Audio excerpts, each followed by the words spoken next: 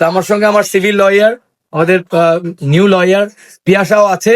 আমার কথা হলো যে মিজান ভাইয়ের কাগজপত্র রাইট হয়, আদালত বুঝবে যে মিজান ভাই রাইট, মিজান ভাইয়ের পক্ষে, অবশ্যই আমরা মিজান ভাইয়ের পক্ষে একটা আদেশ পাবো।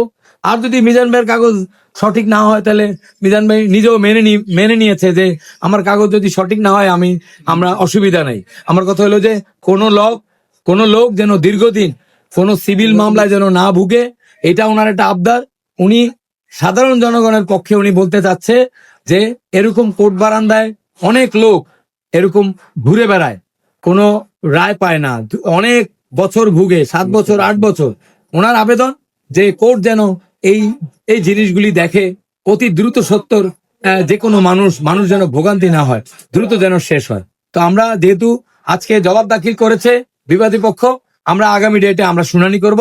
ওনাদের যে জবাব, ওই জবাবটা আমরা নিয়ে আমরা শুনানি করব ইনশাল্লাহ। ওই ডেটে আমরা বুঝবো মামলাটা কোন দিকে যাচ্ছে।